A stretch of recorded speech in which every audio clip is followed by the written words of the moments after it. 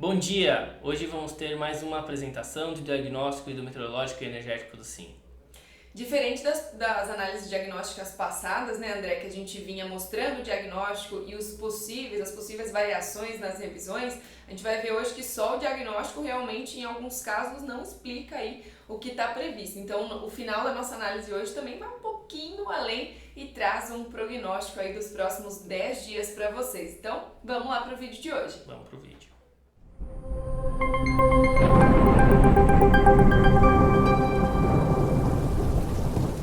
Bom, então começando o nosso diagnóstico de hoje, a gente vai falar um pouquinho sobre quais as condições sinóticas, né, que predominaram ao longo desses últimos dias, que resultaram nos volumes de chuvas observados principalmente no Brasil Central, na metade norte do Brasil.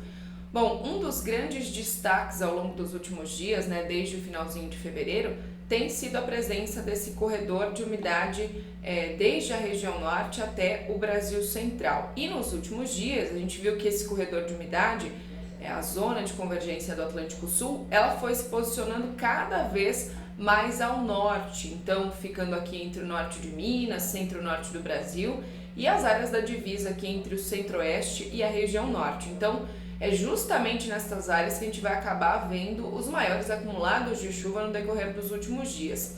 A gente teve também a chegada de uma frente fria sobre a costa da região sudeste, que ajudou a organizar aqui mais uma vez esse corredor de umidade. E nesse comecinho de semana, inclusive, tivemos um grande problema no litoral de São Paulo, associado a essa baixa pressão que se formou aí no comecinho da semana, junto, né, com as águas mais aquecidas desse Oceano Atlântico Sul. Essa baixa pressão jogou muita umidade, chuvas de acumulados aí acima de 400 milímetros no litoral paulista, mas, né, não só isso, não só essa tragédia, ela mais uma vez ajudou a canalizar essa umidade da Amazônia em direção ao Brasil Central. Então, antes era a frente fria que estava ajudando a posicionar o corredor de umidade, e aí veio essa baixa pressão para mais uma vez organizar as instabilidades.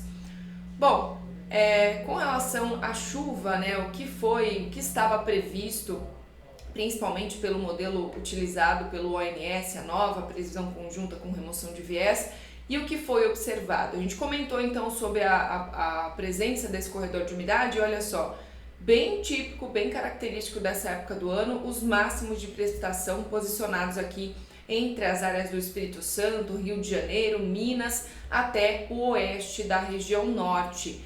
E se a gente comparar com o que estava previsto, a chuva em diversos pontos do Brasil Central, da metade norte do Brasil e até na região nordeste, superaram a expectativa prevista aí ao longo desse período de 28 de fevereiro até o dia 5 de março. Na região nordeste também, essas bacias aqui do Atlântico Norte e Nordeste, tiveram chuva acima da expectativa até o Parnaíba por conta da presença da zona de convergência intertropical e também porque em diversos momentos a gente teve, né, a contribuição do vórtice ciclônico de altos níveis. Então, dessa conversa que a gente teve sobre as chuvas, né, a gente vê que diversos sistemas típicos para essa época do ano atuaram e contribuíram para o cenário que a gente está tendo agora.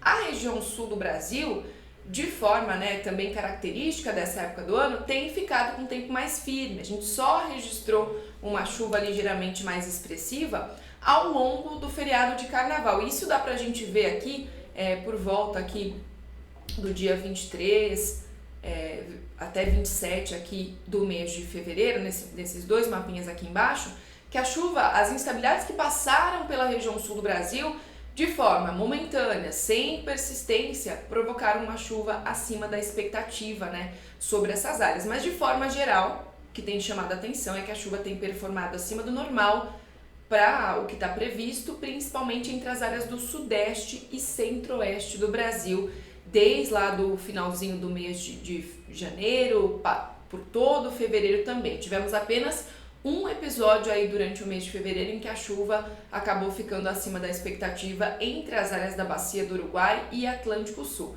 Nos demais períodos, a gente destaca mesmo a chuva do centro-oeste e sudeste do Brasil.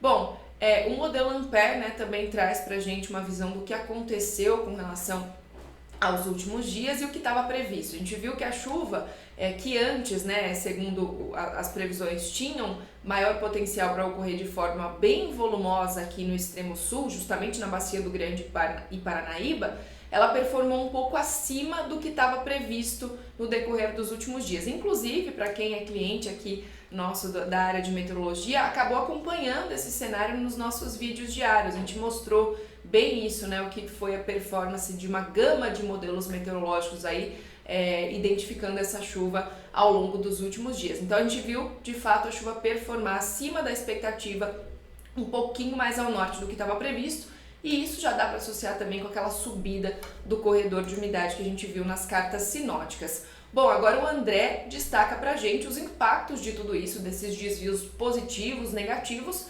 na energia natural afluente.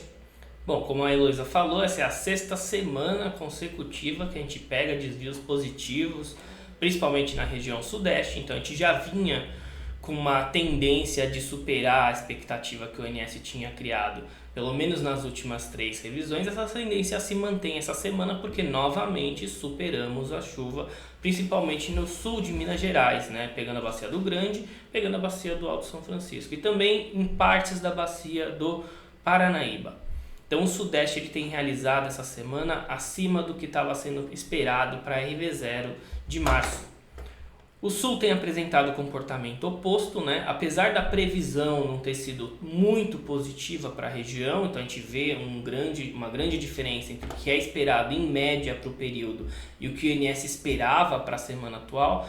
A gente vê que o acompanhamento diário da ENA tem realizado já abaixo, então deve realmente fechar a semana abaixo na ausência de chuvas para os próximos dias na região sul. E o motivo disso é basicamente a resposta de recessão das afluências daquela breve, mais intensa chuva que a gente teve no fim de fevereiro. Então essas afluências devem manter essa tendência de recessão, devem voltar para um patamar mais ou menos de 3.000 megawatt médios na ENA do Sul e com isso a performance então para essa próxima revisão que a gente espera é de piora da ENA do Sul realmente. O Nordeste tem realizado acima da previsão justamente por conta das chuvas que estão sendo previstas e também observadas no Alto e Médio São Francisco. E o Norte tem mostrado um comportamento alinhado. Novamente eu lembro que o Norte, né, esse acompanhamento e esse desvio é em relação à previsão do modelo Previvaz, basicamente. Né? O Norte é um subsistema que hoje ele não é muito modelado, ele praticamente quase nada modelado por modelos de transformação chuva-vazão. O acompanhamento da operação nesse período do fim do mês de fevereiro para essa primeira semana de março, né, ela mostra que algumas tendências se mantiveram e algumas outras tendências realmente foram modificadas. O que se manteve? A necessidade de importação do Nordeste se manteve, a necessidade de importação do Sul se manteve, a predominância da exportação do Norte se manteve em grandíssimos volumes que são sem precedentes, né? Então realmente esse ano a gente está conseguindo exportar uma energia do Norte para o Sudeste, para o Sul, para as demais regiões em volumes que a gente não estava acostumado a ver nos anos anteriores. Isso com certeza tem a ver com a integração do segundo bipolo da linha de transmissão de Belo Monte para o Sudeste. O que mudou? O que mudou é que antes o subsistema Sudeste trabalhava principalmente como um repasse dessa exportação do Norte, para o Norte poder fornecer a energia que o Sul precisa para complementar a sua demanda. E o que aconteceu ao longo desses últimos dias é que o Sudeste está precisando realmente entrar com a própria energia na hora de fazer esse intercâmbio. Então o Sudeste, ele realmente, a gente começa a ver o Sudeste trabalhando para suprir o Sul, então a gente vê o Sul fazendo um maior peso no consumo dos reservatórios do Sudeste ao longo dessa semana. Apesar disso, a gente vê que, principalmente por conta do desvio positivo da ENA, os reservatórios do Sim e do Sudeste eles estão performando acima do que estava esperado, tanto na partida do mês quanto na projeção para a próxima semana. Os outros subsistemas eles mostram desvio negativo no Sul, desvio positivo no Norte, praticamente alinhamento no Nordeste, mas isso comparativamente, né, relativamente, o peso desses outros subsistemas na composição do SIM é bem inferior, então é o Sudeste que acaba mandando nesse comportamento. O acompanhamento da anomalia de temperatura máxima nesses primeiros dias do mês de março vai conseguir dar um insight para a gente do que está acontecendo com a carga nas regiões. E eu vou pedir para a Heloísa comentar para vocês os principais destaques. Desde o mês de fevereiro que a gente tem visto grande frequência, né, de chegada de frentes frias, áreas de instabilidade alcançando o Brasil central, e aí junto com elas, né, ventos de sul, muita nebulosidade, temperaturas mais amenas. Então, desde o finalzinho de fevereiro e, aliás, ao longo de todo o mês, tem alguns desvios aí, principalmente entre o Sudeste e a região Sul, que tem apresentado desvios negativos aqui com relação à média. E olha só como começou o março, né, André?